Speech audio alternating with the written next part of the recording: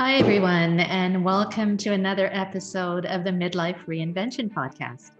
I am especially thrilled to be here with you today because I have an extra special guest who I'm sure will inspire you, who just as she has inspired me after reading her book. I'm honored to speak with Maria Leonard Olsen today. Maria is a biracial woman whose parents were forbidden by law to marry in their home state of Maryland in the early 1960s. She is a mother of two children, a lawyer, journalist, and author of two adult nonfiction books and two children's books.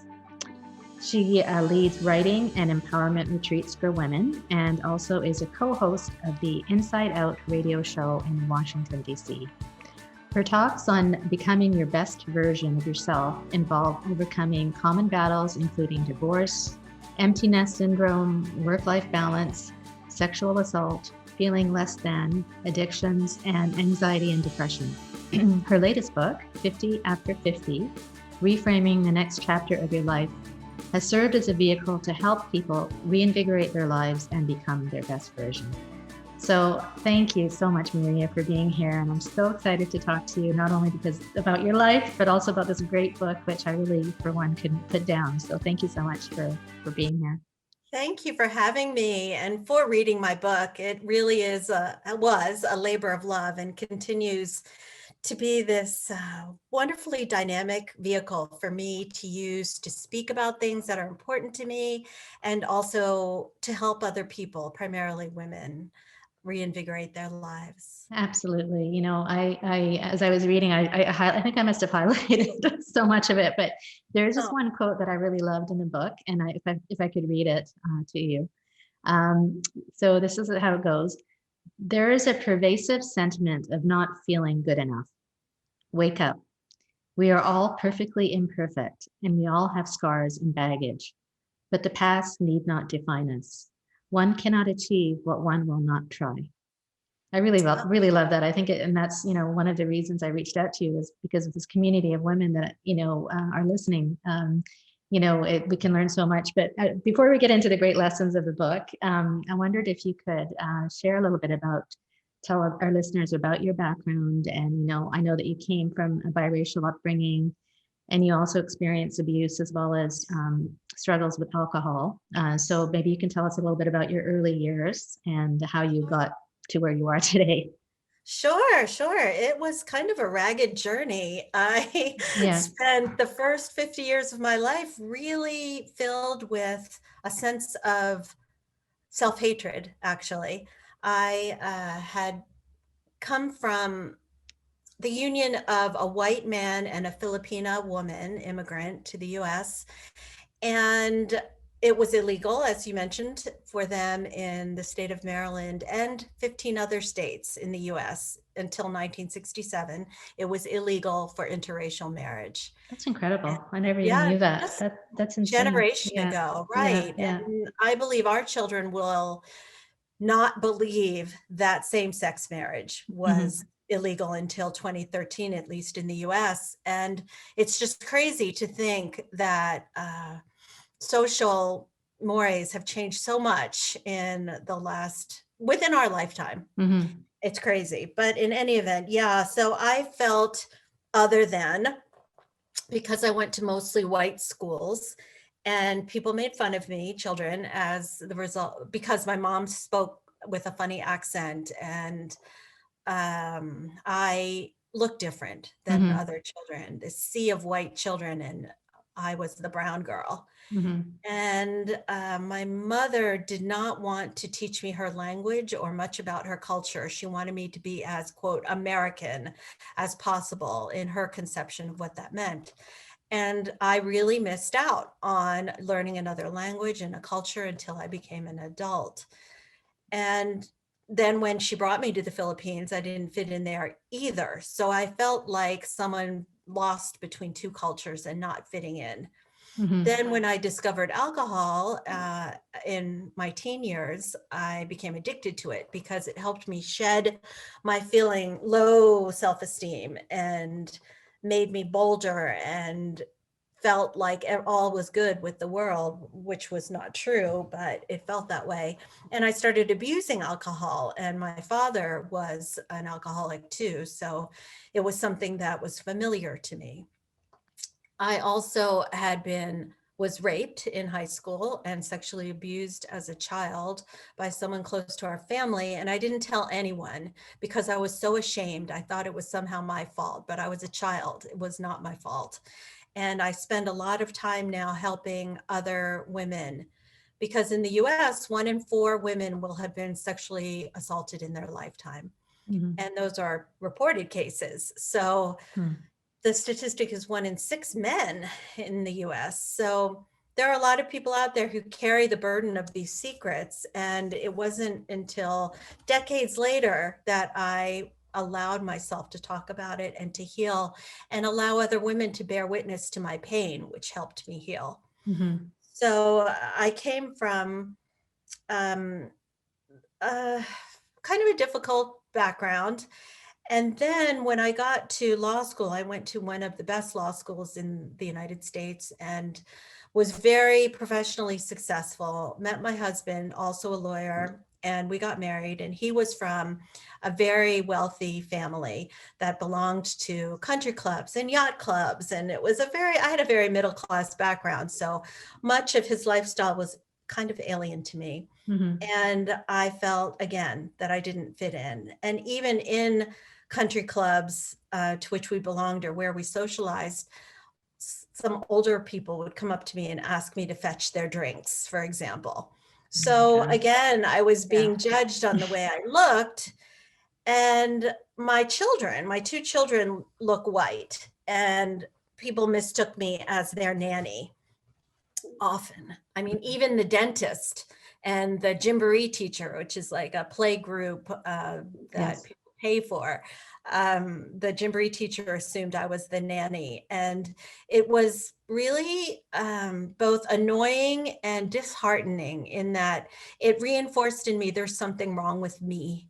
Mm-hmm. And it took me so long to shed those rocks, the rocks of self-judgment, and really caring about and internalizing what other people thought of me, when in reality, I cannot control what other people think of me. Mm-hmm. I nearly made myself sick trying to do so. And so at age 50, I found myself newly sober, divorced, an empty nester, and living alone for the first time in my entire life. So I was rudderless and I thought, gosh, how am I going to navigate this chapter? So a gift to myself was to try 50 new things and using those things to help me determine how I wanted to live this next chapter, because the things varied from spiritual to physical to traveling to learning and teaching, social activities, lifestyle changes. I tried everything I thought that might teach me something or that had been something I wanted to try but wouldn't allow myself to in Mm-hmm. my previous roles. Hmm. So that's me in a nutshell. Wow. That is, I can't imagine how painful and difficult some of those experiences were that you just described. And I can relate to a lot of them. I'm South Asian myself. So my family moved from Kenya.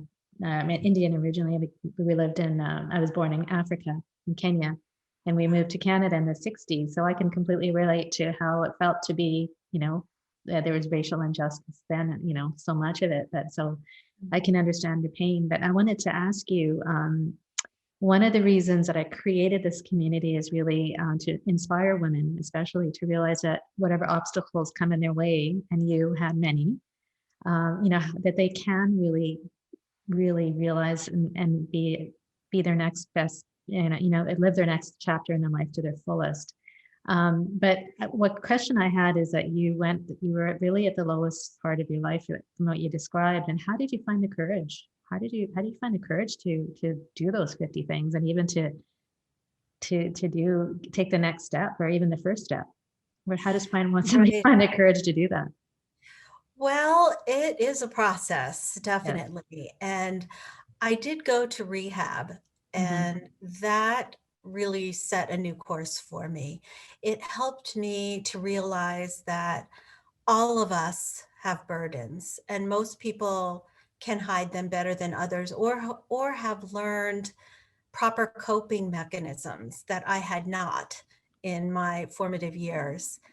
And so, for your listeners who are not familiar with Alcoholics Anonymous or Al-Anon, it truly is, it goes by their 12 steps, which are for me a guide to being a good human.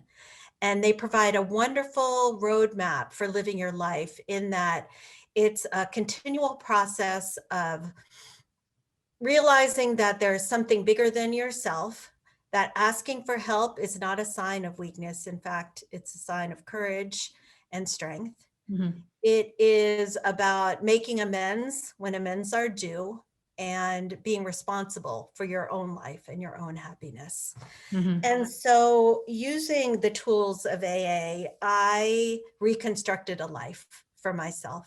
And Al-Anon, which was originally developed for people who are in relationship with addicts and alcoholics, is actually now for people who are in any kind of dysfunctional relationship. And I would wager that most humans are in at least one dysfunctional relationship. So I would encourage you, especially during the pandemic when there's so much online, to check out a few Al-Anon meetings and see if it is something that can help you. Okay. In any event, that was a little bit off track, but I started a list, and it was an organic list. I didn't say, okay, these are the 50 things I want to do. Mm-hmm. In fact, if I had would learn about something, I could add and subtract from the list for whatever felt really like it was compelling to me, and that would add something to my journey. So I didn't mean to put them in specific categories, and I didn't even mean to write a book about this, but people kept asking me what I was doing for my 50th birthday.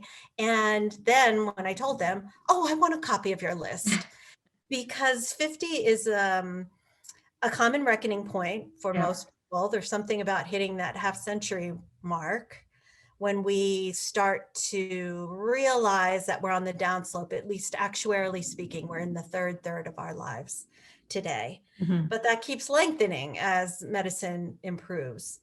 Thank goodness for that. Yeah. So I kept this organic list, and it kept providing dividends to me and teaching me things, so that I was invigorated by it, and I wanted to keep doing more and more and more. Mm-hmm. And so that's how that got started. And I guess I have always been, well, I write about this in the book as well, I've always been more of a human doing than a human being. And that serves me in some contexts. It served me in this one because I have a lot of energy and I get a lot of things done during the day. But it didn't serve me in terms of my serenity and my long-term happiness and contentedness, Mm-hmm. because I have difficulty staying still. And stillness is so important to self-reflection and self-learning. So that's how it got done for me. But I Okay. encourage people not to set goals that seem too big for themselves. If maybe you can say, I'm going to do one new thing a month, like whatever it is that feels good for you. But if we don't keep learning, then we start dying. I mean, if you remember some of the characters from our youth, like the Andy Griffith Show, if you remember that show, Aunt Bee, I think she was a character in that. She was like in her 50s. Like the conception of what 50 looked like when we were children is a lot different. You're so than right. Today. Yeah. Yeah. I mean, we have people like Madonna to look at. Oh, I know. She's not retiring off into the sunset. She's thriving. Yeah. So Jennifer Lopez, Madonna, all these people. Yeah. Yeah. And we have many chapters ahead of us. Yeah. And it's so inspiring because, we just celebrated International Women's Day, and to see these inspiring women that, that age doesn't seem to, it's just a number, right? But I wanted to come back to one thing you said is that, in the book, and also I wanted to get your opinion on, and that, as we age, most of us, or many of us women, have spent most of our life looking after other people, and usually ourselves coming last. So, in your book that you mentioned that 50 age, which is so invigorating, and it's when you can really truly find out what makes you happy, right? And I think that's part of the list. But how does, I think a lot of women come to me and ask me, how do I even go about figuring out what makes me happy, and what is, maybe a follow up to that is, what is your definition of happy, and how has it changed over the years? Oh, it truly has changed. For me, for most of my life, happiness I would equate with excitement and stimulation and kind of the high adrenaline, butterflies in the stomach sensation. Mm-hmm. But now at 50, happiness is more about long-term serenity. It's feeling good about myself. It's dropping the rocks of self-judgment and trying to make everybody else feel happy before myself, Mm-hmm. making myself happy. It's much longer lasting. It's not fleeting. It's a sense of being able to hold my head up in all contexts, not having secrets anymore, feeling that I'm living a life authentic to me and my values. So when I got divorced, I went to therapy, and the therapist asked me, "So what makes you happy?" And aside from my children, sadly, I could think of nothing else. Mm-hmm. So one exercise that I was advised to do, which really helped me, was to write down anything that gave me pleasure, small things like ice cream, chocolate, seeing a garden of flowers, reading a really good novel, and then journaling about it and looking at the common threads and seeing what brought me that sense of peace, because serenity is much longer lasting than my old conception of happiness as a quick hit. Mm-hmm. So I also realized that things aren't what bring me happiness so much as experiences and relationships. And I write about a woman, an oncology nurse named Bronnie Ware in the book. She wrote a book about what her oncology patients' regrets were when Mm-hmm. they were on their deathbeds. And the most commonly expressed regrets included not allowing oneself to be happy enough, and not doing what they wanted to do instead of what was expected of them, and not spending enough time with family and those closest to them, friends. And so while I'm unlike, I undoubtedly will have some regrets, well, possibly when I die, those regrets are not going to be mine, Mm-hmm. because I take a lot of care now to nurture the most important relationships in my life, and to do what's authentic to me, and to pursue the things that bring me happiness and joy, instead of putting other people first, as we're trained to do as women from an early age. Mm-hmm. It's funny that on that list wasn't about how much money you've made, or, I don't regret working more than I did, or it's all the internal things that, and, it's about, I think we are responsible for our own happiness, like you said, and, it's about self-love and doing all these things, being grateful for everything we have. And, Yeah. so that's fantastic. And I think we need to realize as women that we can look after ourselves, and self-care is not selfish, right? So Absolutely. that's Such a truth. yeah, yeah. So maybe you could tell our listeners a little bit. You set out to do these 50 things, and I read all of them. They're like amazing, but maybe there's one or two things that you could share that were especially significant to you, and some ideas for women, and what they can do to create a life of fulfillment. Sure, sure. As you were talking, so many of the things just ran through my mind, because every one of them taught me something about myself. And the Hmm. ones that were more difficult taught me that courage isn't the absence of fear, but moving through your fear and doing things anyway. But Love that. one of the most profound changes to my life was incorporating daily meditation into my life, because it helped me to be more mindful about how I spent my time in general, and brought down my blood pressure and helped me feel more centered and calm as I went about anything in my day. And meditation need not be lengthy. For me, meditation can be as simple as a long, deep cleansing breath, which I almost always do at traffic lights or in traffic. I've set that up as a trigger to remind myself, take a deep breath, center, be here now. That was a profound change in my life. Another thing, when you mentioned material things, made me think of, I practice my own brand of minimalism, which for me is to give away, recycle, or throw away things that don't serve me anymore. And um, every time I bring something new into my home, I get rid of two things so that my children are not saddled with having to go through mounds of things when I die. Mm-hmm. And it makes my life more simple. I don't have to make so many choices about what I'm going to wear each day, Yeah. or um, all kinds of things. So that has changed my life significantly. Mm-hmm.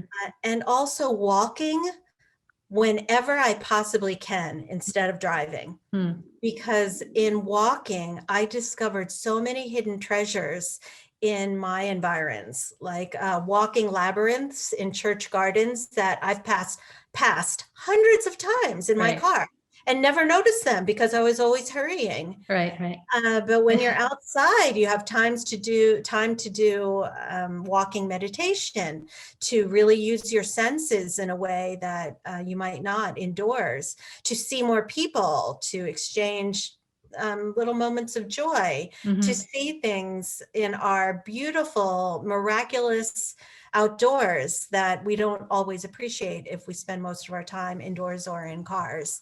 Right. So Especially, walking, especially now, right? With the us being in yeah. lockdown. Yes. Yeah, and Yeah. things are really starting to come up and bloom here. It's Mm. spring is a time of change and growth and rebirth from many things. It can be that way for us too. And now that I've done those 50 things, it's not like I'm done. That's not the case Right. at Right. all. Well, that would I, be my next question. What's next on your list? yeah, no, I Yeah. continue to add, I keep a list on my phone in notes of things that I want to try, places I want to visit, Mm-hmm. things I want to learn more about. And Yeah. so I keep that organic list. Maybe I'll write 60 after 60. I'm not sure, You should. Yeah. but We can have I'm you on again. yeah. Well, I'm working on another book right now that is Okay. really kind of uh, gosh, it's going to ruffle some feathers in my family, but it's also going to provide more growth and another vehicle to help another segment of society. Because I'm one of those people who took a DNA home test and discovered that the father who raised me is not my father biologically. Wow. Okay.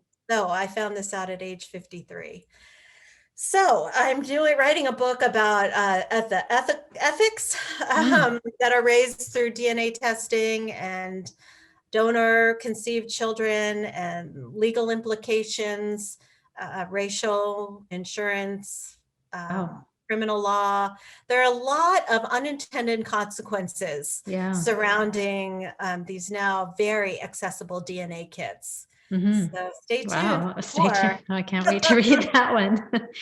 um, as Maria, as I was reading your book, I just resonated with so many different things, and it's almost like we're, I don't know, soul sisters or something, because you talk about travel, for example, which I absolutely value so much in my life. And you talk about things like cooking, cooking for your loved ones is a show of love to others. And those little things, I love water, for example. You talked about how water gives you peace, and meditation, which you mentioned, yoga, and then you also talk about these big adventures that you went on. For example, you trekked to the Himalayas, and your safari in Africa. And you kind of touched on this, but for people who maybe can't do these big audacious, big travel trips to around the world, what would you say, that they can do where they are, to open up life, to open up their eyes to what's around them? I know you mentioned a little bit about walking and all that, but sometimes people think, well,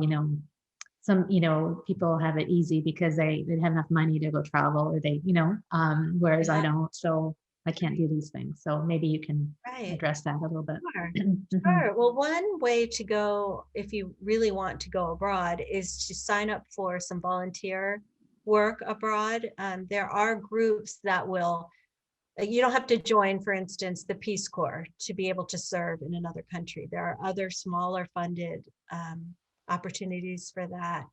But what I would say is to look at meetup.com for hiking groups if you don't want to do this alone, and maybe approach where you live or the town next to you or the closest city as if you were a tourist. Mhm. Oftentimes, like, I live in the nation's capital, our nation's capital, and yet there are so many major, not so many now, but there are a lot of monuments that I have not visited.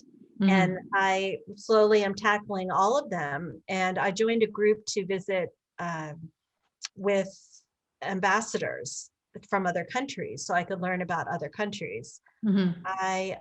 You now can take virtual visits of every major museum and lots of art galleries in the country now. Mhm. The Mhm. internet has opened up a whole world for us.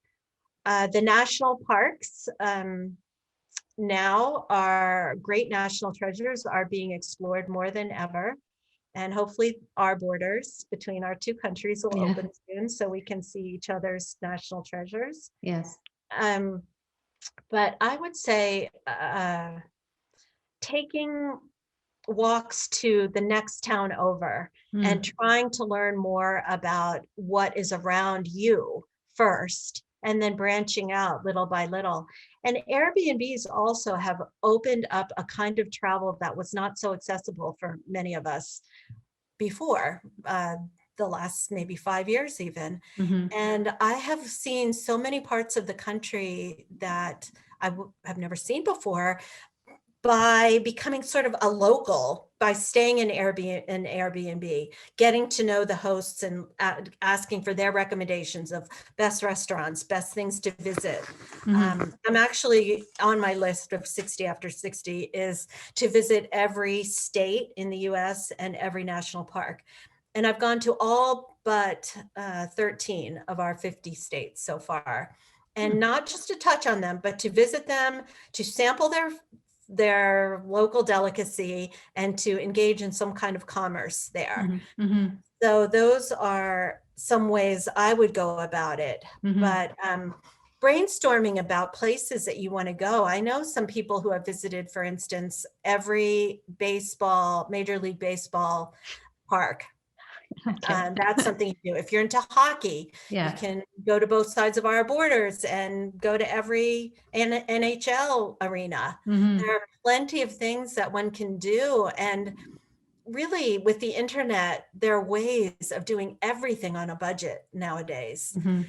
And train travel is a wonderful way to see the countryside. Bike trips. I've gone on a couple of bike tours with some of those groups that organize tours on bikes, which are Mhm. really fun to do. And they'll set up your accommodations, or you can do it yourself. Mhm. It's just really, It's about being creative, I guess, right? yeah, Yeah. Yeah. yeah.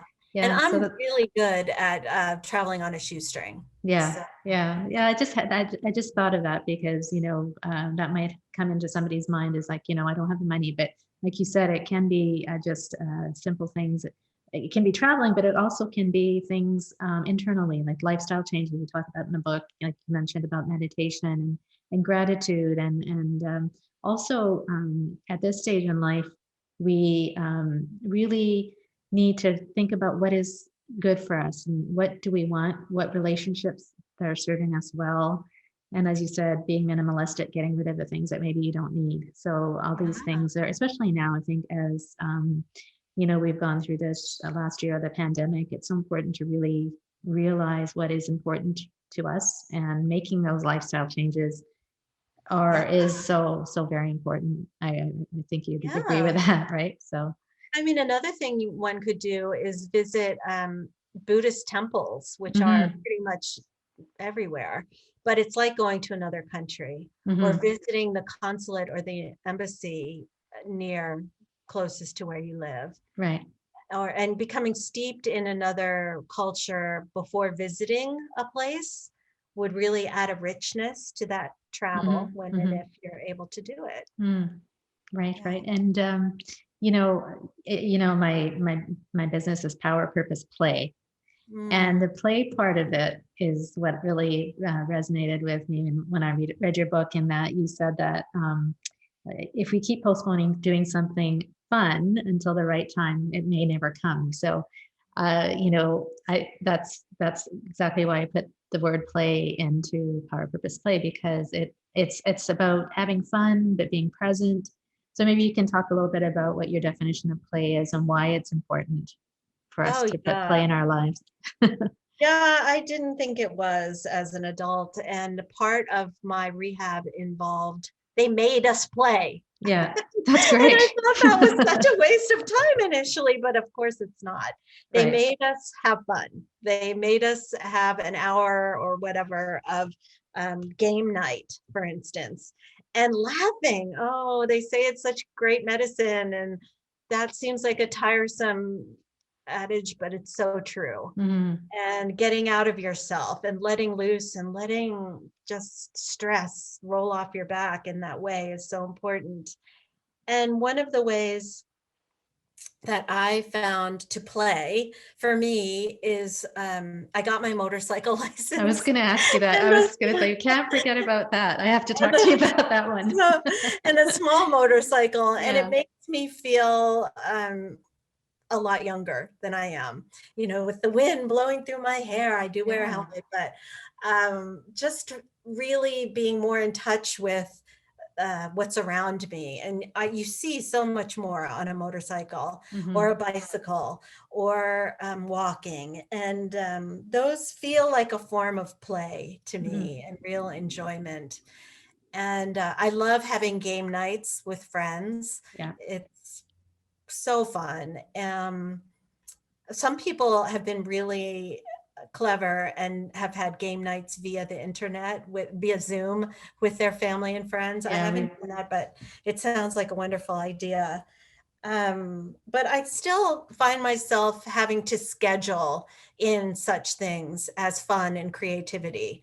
I like to paint, but unless it's written down in my calendar, I very infrequently turn to it. Well, we schedule our meetings and we schedule all our work. So why not schedule and play too, right? There's nothing Yeah. wrong with that. I think, in fact, that's a great idea, because that you look forward to it, and, why not? So you talked about dancing, and you talked about skydiving, and you talked Yeah. about, Yes. I yeah, also, horseback I also, riding and all these fun things. yes, Yeah. I joined this group called With Love DC. Yeah. Started out offering free yoga in parks and various places around Washington, DC. And they also have what they call adult recess. And they will meet in various Oh. places, one of which was a major traffic thoroughfare, a circle Hmm. or rotary, surrounded by traffic, where they, at the appointed time, had everyone tune into the same track of music and silent disco in the middle of Oh, this traffic cool. That's on so the cool. track, Yeah. and it was hilarious. It was just so much fun, and letting loose like that, and Yeah. not really not caring what other people thought was such a wonderfully productive, or not productive, wonderfully, I don't know, Fun. relaxing, Yeah. expanding, fun And it's free. It's free. free. Right? Yeah. It's free. Yeah. Maybe you can gather a couple of friends and go out and Yeah. listen to the same music and start dancing somewhere just to Yeah. shake up your neighborhood. Maybe people will join you. Maybe Yeah. they won't, but it'll be fun. Yeah. We've got to bring more joy into our lives, and by doing that, also into the world, right? Especially now. So these ideas are so great. Like, just opening your mind out to possibilities is so great. So, Oh, and oftentimes, Maria, I'm going to kind of switch a little here. There's there's a thought that as you turn 50 or whatever the age is, that, you're going through a crisis. It's called the midlife crisis. And I know how I feel about that, but maybe you can let us know. Do you believe that there is such a thing as a midlife crisis? I think that there is, insofar as our society has told us there is one. Mm, And with enough people buying into anything, it becomes a societal norm or accepted as a common occurrence. I would say that I hope that most people have junctures in their lives in which they reevaluate, and it need not be at 50. I know that young adults nowadays are having, I forgot if it's 21 or 24 or 25. There's some phenomenon that's happening among young adults hmm where they are thinking to themselves, is this all there is? What am I supposed to do now? I don't even like what I majored in college. So um, the point is that all of us should take time to reevaluate and not just live in the gray sameness ever. hmm Who wants to be stagnant? I certainly don't. And I believe we are wasting our lives if we don't take stock from time to time and course correct. And so I don't think we need to frame it in terms of a crisis, but we should have various reckoning points with ourselves. And most people, or many people I know, use New Year's Eve as the time to reevaluate and set some new goals for the new year. And I think that's useful. hmm I completely agree. I mean, I actually don't like that phrase, a midlife crisis, because I actually believe it's an opportunity. It's an opportunity to really realize what's inside of you. And I would say, bring out what's inside of you and out into the world. Realize what's inside of you and bring it out into the world, Yeah, and but also, reevaluate. Sorry, go ahead. exactly. Yeah. Unfortunately, sometimes it takes crisis for anyone to make real change. And Triggers, I right? don't, Yeah, sure. right. I don't know if this is true or not, but someone told me that the Chinese character for crisis turned upside down is the Chinese character for change. I don't know Really? if that's true, but the image of it is resonant with me. Ah, we'll have to look that up. Ah, Yeah, I mean, yeah, how many people don't change their lives until they have a bad diagnosis or they lose a loved one or have a near-death experience right. or a significant accident? It often takes something really, really jarring to get us off of the hamster wheels of our hmm lives. And I think, one of the reasons I called this podcast Midlife Reinvention is just that, is that it doesn't matter what age you are, what circumstances you have, you can reinvent, or even one part of your life. It doesn't have to be major. It can be one step at a time, and one aspect of your life that you're not happy with, or that you're, like you said, stagnant in, right? Definitely. Um, so that's great. So, Marie, at the end of your book, you had the top 10 life lessons, which I don't want you to go through all 10, but we'll put them in our notes. But Right. if there was maybe one or two of those life lessons that you would, really stress to the audience, and that's, really to your heart, very important to you, what maybe one or two of them would you want to share today? Sure. I would say the number one lesson to me, which ties into almost everything else in the book, is to be intentional with your time. And for me, what that means is when a new opportunity comes to me, to my Mhm. attention, I ask myself, do I want to do this because it will please someone else, or will it truly please me? Will it unnecessarily deplete my energy and take away from something that I'm really passionate about or not? And that has been a sea change for me Mhm. because I'm a recovering people pleaser, number one. And number two, I was more cognizant of how I spent my money than how I spent my time. And yet, time is the one thing none of us can manufacture. It's of uncertain duration. We have no idea when our last day will be. And so I am not giving away my time willy nilly anymore. I practice the pause before undertaking anything new now. And that has made my life so much more intentional and filled with things that are so meaningful to me. So that would be, I would say, the number one thing. Practice the I guess, pause. Nice. yeah. Mm-hmm. And the number two would be um, the realization that I always have the opportunity to choose my attitude in any circumstances. Mm-hmm. The world could fall out from under my feet, and yet I can choose whether to just lose it or to respond thoughtfully in some way and to think hard about, is there anything about this situation that I can choose, or is it completely out of my control? And if it is completely out of my control, to learn to make peace with it, accept it, and let it go. Those two great lessons in my year of trying new things were perhaps the most impactful. And the second lesson that I just described, that came also from one of the best books I've ever read in my life, which is called Man's Search for Meaning by Viktor Frankl, who was a psychiatrist who was a prisoner in the camps in World War II. And everything had been taken from him in ways we can't even imagine today. And yet he knew that between stimulus and response is a space. And in that space, we can determine how we're going to react or respond, really. Mm-hmm. And so he was able to control his attitude in the most dire of circumstances ever. So those two lessons really changed my life. Incredible. Incredible. Each moment is a choice that we have, right?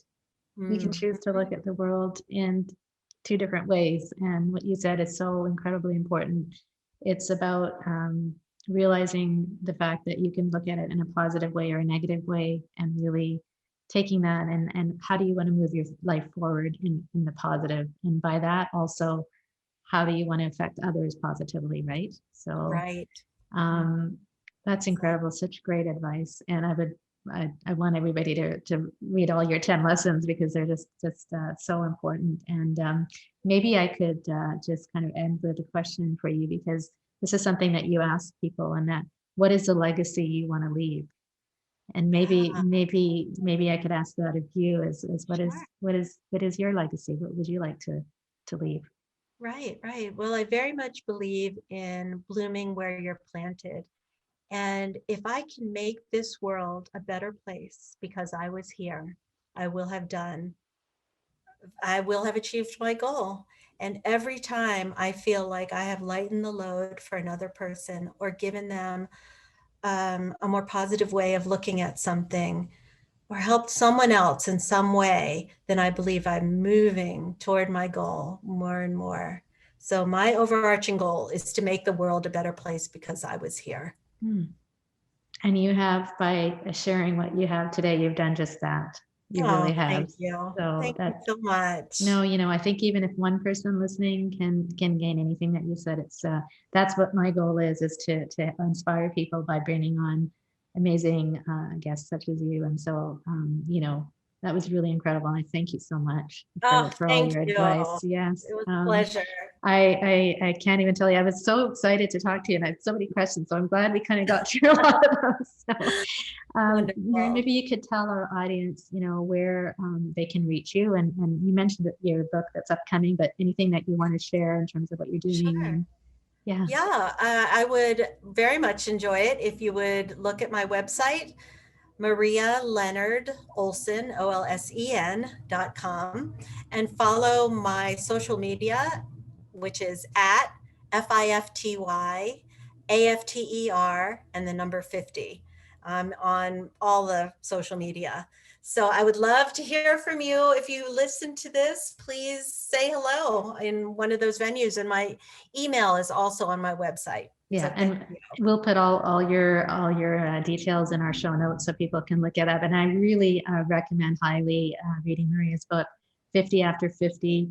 Reframing the Next Chapter of Your Life. It's such a Yeah. wonderful and practical guide, and it'll help you build your own 50 after 50 list. There you go. It's And on Audible as well. oh, Amazon, fantastic. Audible, Yeah. everywhere. So maybe when you write your book 60 after 60, we can come back, or maybe even sooner than that. I don't want to Sure. wait that long. Be honored. Yeah. Yes. So Thank anything else you'd like to share, or I guess just drop the rocks, ladies, women, yeah, rather. Drop those rocks. You don't, it's your life. It's up to you with what you do with it. And it's happening right now. Go out there and reclaim your power. unbelievable. Thank you so much. Oh, thank I you. really appreciate this conversation. Thanks so much.